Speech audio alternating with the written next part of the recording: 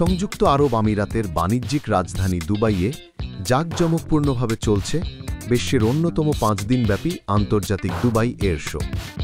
গত সোমবার 17 নভেম্বর শুরু হওয়া এই প্রদর্শনী শেষ হবে আগামী 21 নভেম্বর শুক্রবার। এটি এ আয়োজনের 19তম আসর।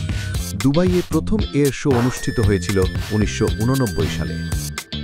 দুবাই ওয়ার্ল্ড সেন্ট্রালের সুবিশাল চত্বরে আয়োজিত এই বৃহৎ অনুষ্ঠানে এবার অংশ নিয়েছে 1,500-এর বেশি আন্তর্জাতিক প্রতিষ্ঠান। ভিড় করেছেন 1.5 লাখের মতো দর্শক, এভিয়েশন বিশেষজ্ঞ, উদ্যোক্তা এবং 115টি দেশের 490টি সামরিক এবং বেসামরিক প্রতিনিধি দল। বিশেষ এই আয়োজনের বছরের প্রদর্শনীতে রয়েছে 21টি দেশের প্যাভিলিয়ন। এর মধ্যে প্রথমবারের মতো অংশ নিয়ে বিশেষ নজর কাটছে মরক্কো।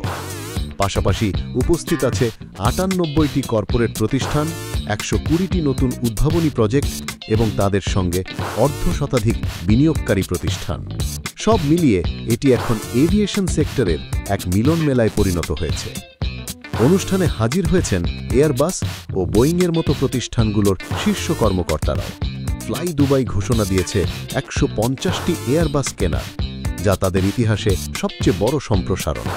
অন্যদিকে পাল্লা দিয়ে এমিরেটস জানিয়েছে তাদের বহরে যুক্ত হবে আরও 65টি বোয়িং 777, যাতে ব্যয় হবে প্রায় $38 বিলিয়ন।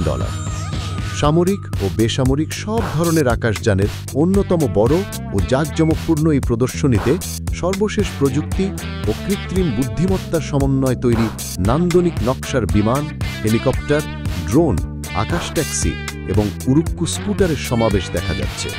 এসব নিয়ে পারস্য উপসাগরের দক্ষিণ উপকূলের নগর দুবাই এখন বিশ্ব এভিয়েশনের প্রাণকেন্দ্রে পরিণত হয়েছে।